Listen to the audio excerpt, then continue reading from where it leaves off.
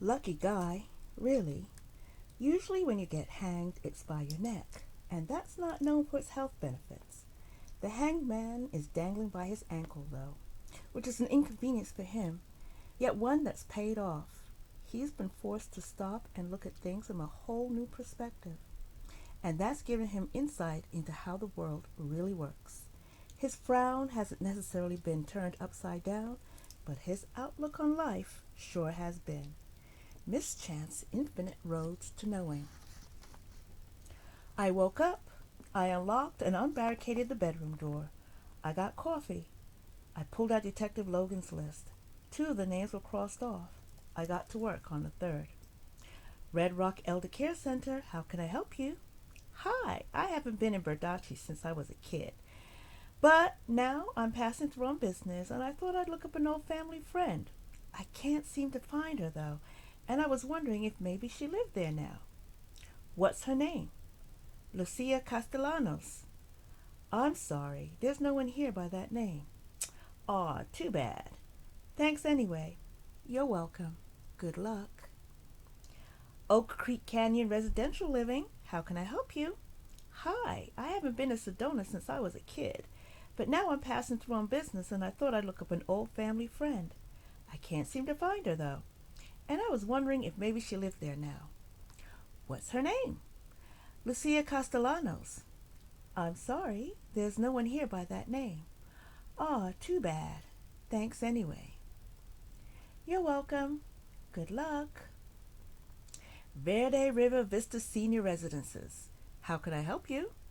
Hi, I haven't been in Cottonwood since I was a kid, but now I'm passing through on business and I thought I'd look up an old family friend.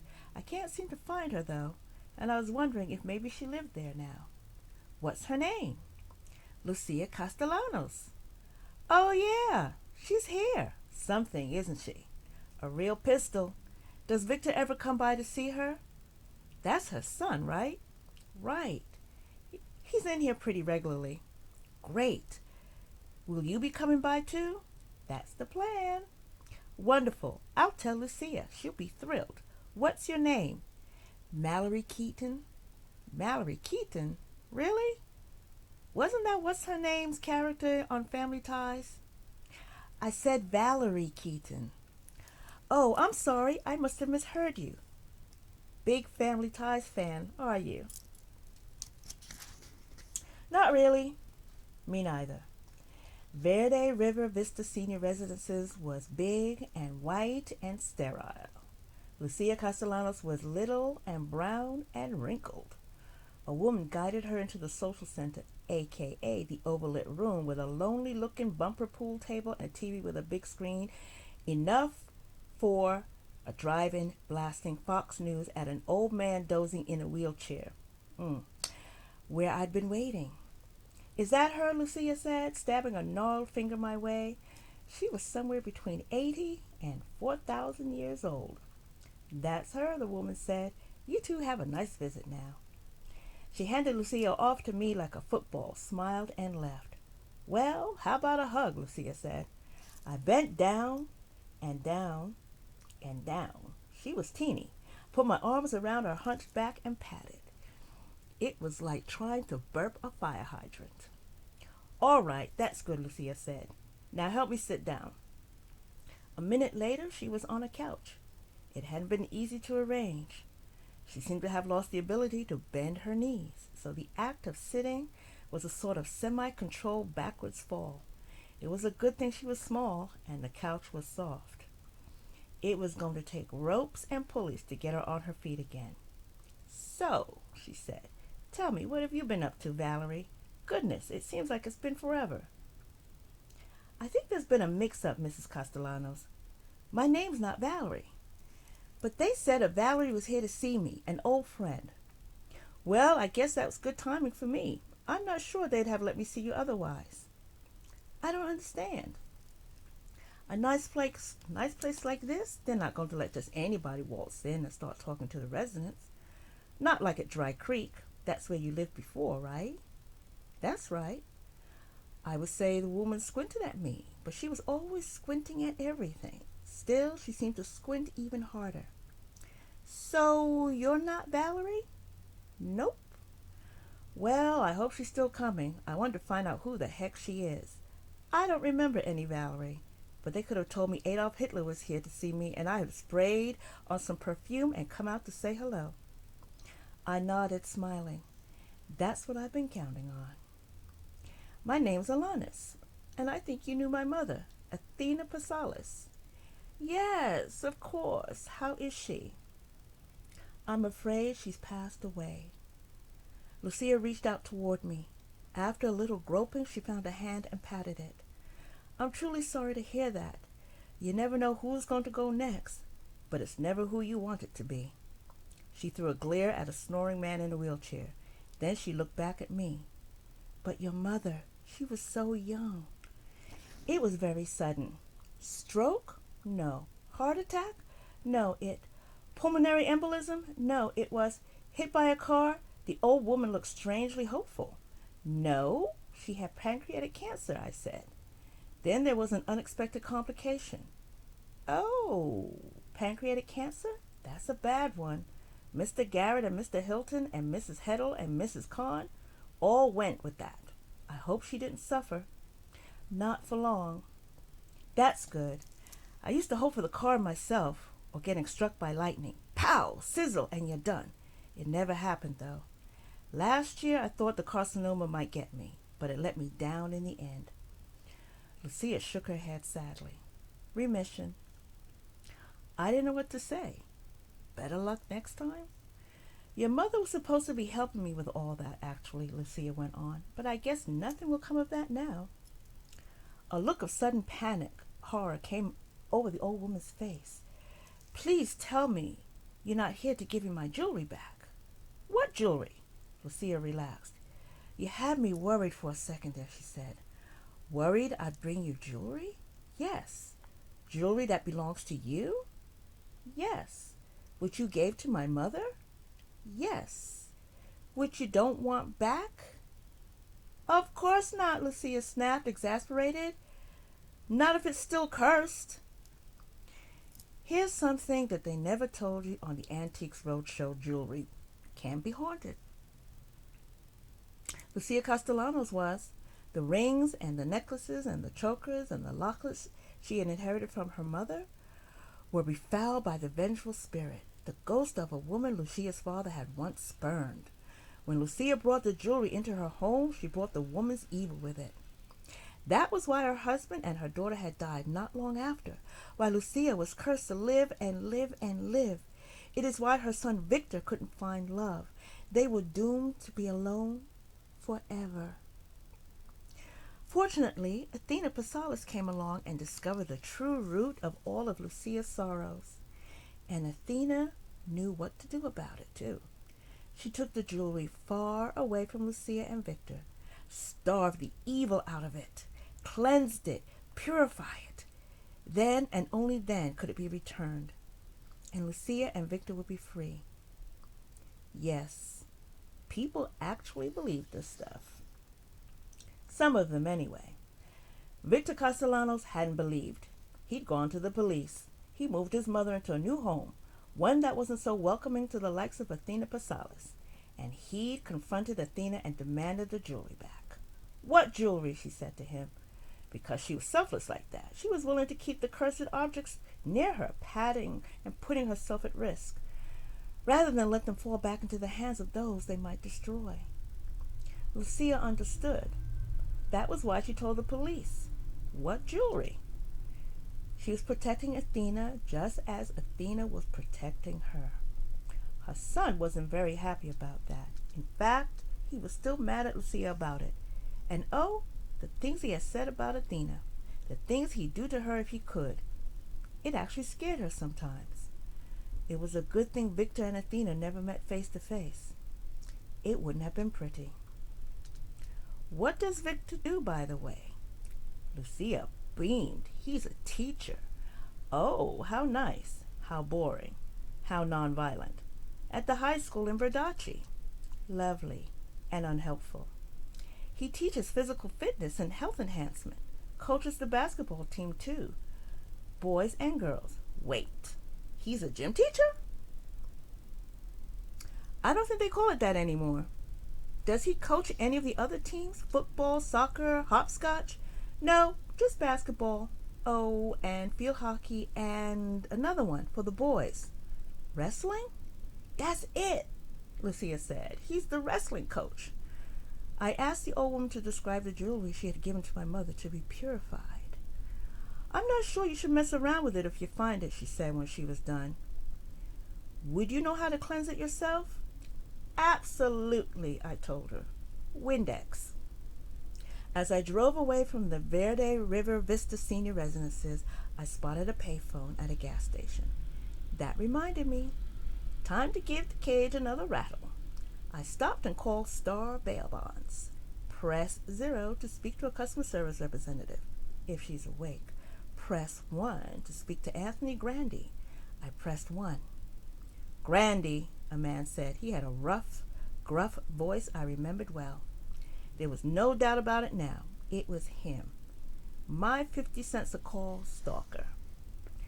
I exhaled loudly. Hello, Grandy said. I can hear you. Can you hear me? I exhaled again, then again. Call back, Grandy shouted. We've got a bad connection. I exhaled as hard as I could. Turns out heavy breathing isn't easy. I was starting to feel lightheaded. Fortunately, he finally got it. Who is this? He growled. But he knew. Otherwise, he would have just hung up. I thought about hanging up myself, or maybe huffing and puffing some more, or asking if his refrigerator was running. I think he might have killed my mother, I finally said. If you want me to think otherwise, you'll meet me at Celebrity Roast in half an hour, and you'll be ready to do some convincing. Grandy said nothing. I said nothing. I could hear him breathing. He could hear me breathing. We were playing phone chicken. He hung up first. Excellent. I had a date with a man who threatened to kill me. What did I have to worry about? It couldn't turn out much more worse than my last date 2 years before. I kept expecting to see one turned into a Lifetime movie. Barf in the Lobster Tank, a date that will live in infamy. I had just been thinking about trying to connect with people more. Why not Anthony Grandy? Potentially murderous, a scumbag, bully, bail bondsman. They're people too, right? Maybe not. I showed up at Celebrity Roast ready for anything. Almost. I was not ready for Detective Josh Logan. He was leaning against the counter chatting with Kathleen, the cop-loving barista. He didn't seem surprised to see me. I thought you didn't drink coffee, I said to him. I still don't. Want to get some lunch? Well, He's not coming, so you may as well let me buy you a burger. I don't know what you're talking about. It's a little round patty of beef grilled and served on a bun, usually with fried potatoes. Thanks for the explanation. I was actually thinking of the he's not coming part. I'd rather discuss that over a little round patty of beef. I'm a vegetarian. Yours can be over a little round patty of tofu. Fine, I said. Let's go. I can tell that the badinage was getting on Kathleen's nerves. And who knew when I might need to tap her for more local gossip. I hope this means that there's been a break in the case, Detective, I said as we headed for the door. See, Kathleen, I was really saying strictly business. Of course it was, though I had to wonder. Logan had just inserted himself between me and Anthony Grandy, between me and my answers. So why wasn't I pissed? I assumed Logan was going to take me to one of those old greasy spoons cops love so much, the kind that still have toadstool seats along a grimy counter and fry cooks and wife beaters, and if the place is really fancy, have frozen flies and a week-old wedge of lemon meringue slowly circling on a refrigerated pie merry-go-round. In fact, we walked by just such a place, and 2 uniformed cops were sitting at one of the tables.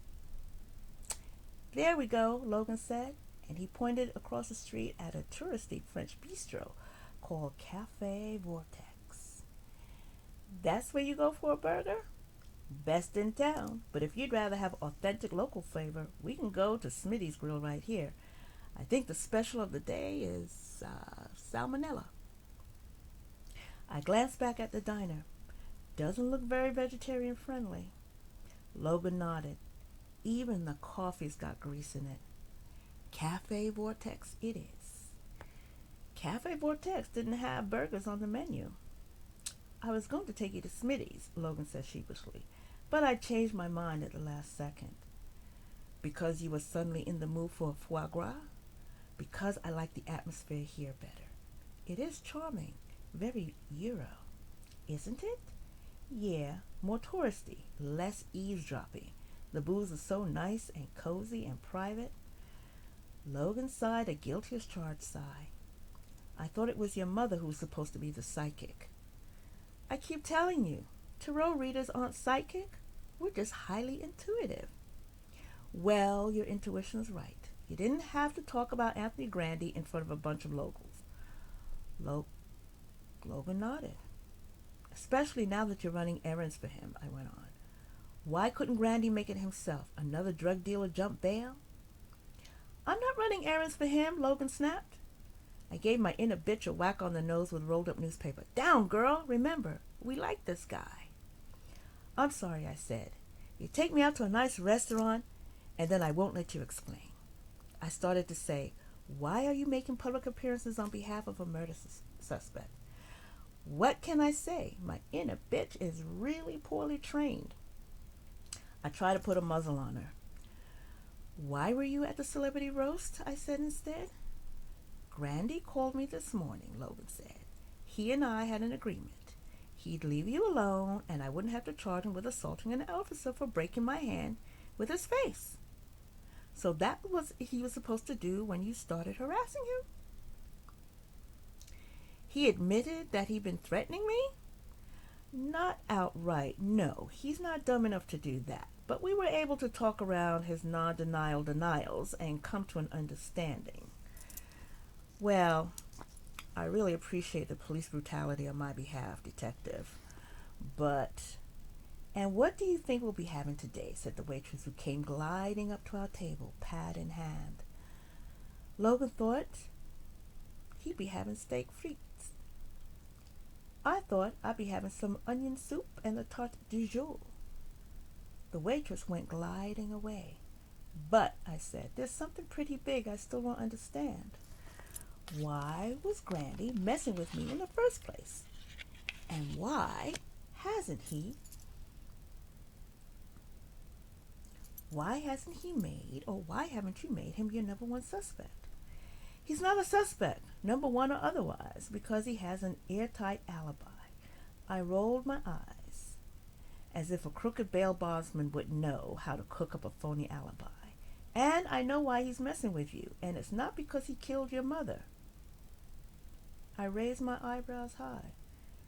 So, Logan said, you just need to steer clear of Anthony Grandy and leave the police work to the pro. Why are you looking at me like that? My eyebrows were still threatening to head north of my hairline. I'm frozen in the moment you said, I know why he was messing with you. I don't think I can leave it till you explain. It's not a very flattering look, Alanis. I know. What a tragedy if I had to walk around like this for the rest of my life. Logan sighed. You know, I've already bent all kinds of rules for you, and I don't even know why. I reached up to my forehead and tried to tug my eyebrows down. Still frozen, I grunted. Fine, you win. Just get that dumb expression off your face. I smiled, and my eyebrows returned to the general vicinity of my eyes. Better? Yes. So talk. All right. Just promise me you'll keep this to yourself. Cross my heart and hope to die. Okay, here's the deal. It's not just your mother I've been keeping tabs on. I've been investigating the Grandy family. Andy's the only one in the bail bonds business. The rest are fortune tellers. They have 6 shops in 4 counties that I know of. And the Grandys aren't like the most psychics and aura readers and vortex guys around Berdacci and Sedona. They're more like your mother. Con artists. Exactly. They convince people to give them money and valuables and bank account numbers. They make them think that they're cursed and that the whole lot of mumbo jumbo, very expensive mumbo jumbo, can save them. They string them along with promises of love or better health or a better life right around the corner, and they get away with it because they know their limits. They don't take a victim for everything she's worth. Instead, they take a lot of victims for a little bit at a time, and it adds up. I was nodding. It makes sense, I said. My mother used to have friends, air quote, who liked to keep a bent bondsman on the payroll for worst case scenarios. What could be better than having one in the family? And I assume they don't like me because I spread it around that I'm reopening the White Magic 5 and dime. Not only would I be competition, or so they assume, if I wasn't as careful as them, I could bring beat down on every operator in the area, which sounds like it would be a bunch of grandies. Wow, Logan marveled. Bring heat down on every operator in the area? Are you sure you're not a criminal yourself? 99%. I thought it over a moment. Maybe 98%. But wait, I still don't see why Grandy's not a suspect, alibi or not. His family had good reason to want my mother gone. Gone, but not murdered. I've spent the last year building up a case against the Grandys, and they must know it. Now's not the best time to start bumping off rivals. Maybe they thought my mom was helping you somehow. You said you used to drop in on her from time to let her know you were watching. Grandy could have gotten the wrong idea. It's obvious I don't know con artists as well as you do, Alanis. But would one help a cop take down another while running the same scams all over the same town? Probably not, unless the cop was crooked too. Logan shot me an exasperated look. Let's assume he's not. Then no.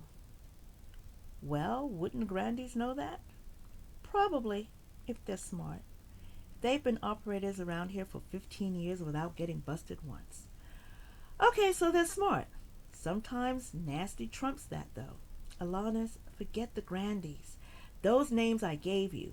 Focus on those. Do whatever penance you've got to do on your mom's behalf and leave the investigating to me. I got started on the penance yesterday. It went well. Good. I learned a lot. Logan's shoulders slumped. You weren't supposed to be learning, he said. You were supposed to be spreading sunshine and love. I can multitask. Don't you want to hear what I found out? Alright, first off, there's William Riggs. He went to the police after his wife, Marcia, dropped a bundle on my mom for tarot card marriage counseling. Very creepy vibe in the Riggs home. Personally, I don't think Marcia needs counseling. She needs luggage and a ticket to anywhere else. Her husband's got quite the temper, according to her. Got thrown out of the army for it. Used to mix it up with MPs a lot. So maybe... Right, we don't know if he's ever used a sleeper hold on anyone. But there's a fair chance he's seen one in action. On himself. I'd say there's no better way to find out how effective they can be. But then there's Victor Castellanos. My mom talked his mom out of the family jewels, and he's had some pretty ugly things to say about it, apparently. And guess what he does over at high school? Isn't exactly. He's a gym teacher, and he coaches the wrestling squad. And last and definitely least, but I'll mention him anyway, is Kenneth Melden, another man with a temper. He had more than one run-in with the police over the years, and though he acted like he didn't know my mother was dead, his mind was so fuzzy I could almost believe it if he'd... Wait, stop. Isn't Kenneth Melden in a nursing home? Right. Okay, you got me.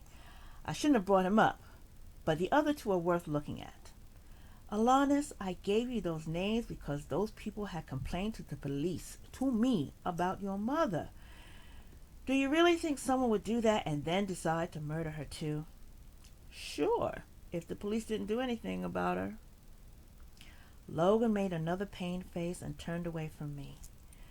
When is that damn steak coming? One more thing.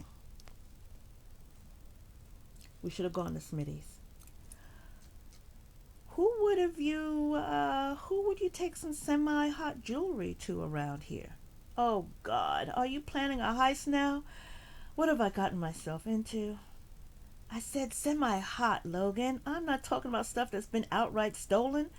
Just stuff you don't want to answer any questions about. Stuff you wouldn't want to waste on a below-the-radar fence. Just tell me you aren't trying to sell the stuff. No, but I think my mom did. Are you going to try to get it back? Possibly. I also wanted to find out who else has been looking for it and what their disposition had been. This I did not say. All right, fine, Logan groaned. In Berdacci, you go to the 4th Street pawn shop. If you went a little further afield, the smart move.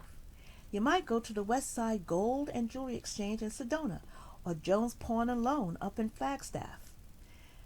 I assume you've already checked with all of them about the electronics that was stolen from the White Magic 5 and dime? Thank you for assuming I'm not a total idiot. Was a camcorder on the list of things you were looking for? Yes. How about a bunch of missing tapes? Logan frowned. No, Clarice didn't say anything about that. Should she have?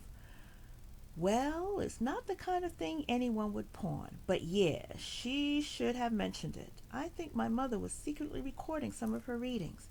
Blackmail? I don't think it was for that. I don't think it was for America's Funniest Home Videos. And someone wanted those tapes. Logan nodded slowly, his expression going from exasperated to pensive. He wasn't looking for his steak anymore. You know, he said, you'd actually make a pretty good cop. I snorted. I never heard that one before. I wouldn't get past the background check, I said. So, how'd you get into it? You don't strike me as the usual cop material. Oh, what kind of material am I? I looked him over. Male model, actor, singer. Rodeo clown, I said. Rodeo clown? Yeah, rodeo clown. You're just as tough as the other cowboys, but you don't feel the need to flaunt it. Thanks. It's a compliment. I don't know if my dad would say so. He's the reason I'm a cop. Let me guess. He was a cop. Logan nodded. Arizona Highway Patrol. He was suddenly beaming at the thought of his old man. Just the slightest encouragement. I knew, and he'd tell me more. Everything. His whole life story. It would take a while, and it would have nothing to do with what I've come to Berdacci to accomplish. Head junk, Biddle would have called it. Useless information. I saw the waitress finally heading our way with our food. My stomach started growling. My soul was growling too. Feed me, they were both saying. I smiled at Logan. Tell me about him, I said. The conversation was good. The food was good. Life was good. Oh yeah, I meant to remind you, Logan said as we left. You really need to call the medical examiner's office about your mother. Poof. Life felt like life again. Not so good. What's there to talk about, I said. All they have to do is put a stake through our heart and bury her at the crossroads, and that's that. Look, Alanis, I know how this works. You're going to get stuck with the ashes and the bill for the cremation no matter what. You may as well have a say in how it all goes down. You know what I did the one and only time I had a say in anything to do with my mother? No. I opened my mouth. I just spent the last 30 minutes hearing about Logan's saintly cop father, and now I was about to say things about my mother that would make a sailor not just blush, but sick to his stomach. No, not now, not yet. Maybe later, when I really need you, and really need you to be ready, Josh Logan. When I'm really ready. I forced myself to smile again. Thanks for the lunch, I said. I went to the White Magic 5 and Dime and spent the next 2 hours looking for jewelry and camcorder cassettes. I found dust bunnies, 3 fat rolls of $100 bills, and a bottle of Boone's Farm Clarice had stashed in her underwear drawer. And I found pictures, 7 of them, decades old, hidden in the pages of a Gideon Bible. So my mother had looked back sometimes too. She'd missed something, longed for something, felt something. What do you know? She actually had a soul after all. The pictures weren't of me, though. Not one. They were of Biddle.